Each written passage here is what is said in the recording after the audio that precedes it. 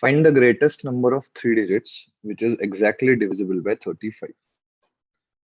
Now, in such a question, divide the smallest number of four digits. Because we want to find out the greatest number of three digits, we divide the smallest number of four digits, which is 1000, by the given number, that is 35. So 35 twos are 70.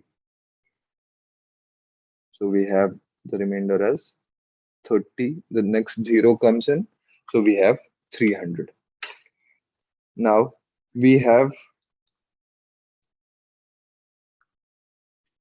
300 divided by 35. So 35 eights are, we can do, that is 280. So we have a remainder of 20. So when 1000 is divided by 35, we get a remainder of 20.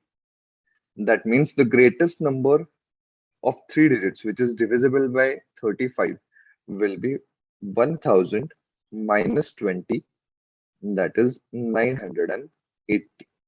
And that will be your answer.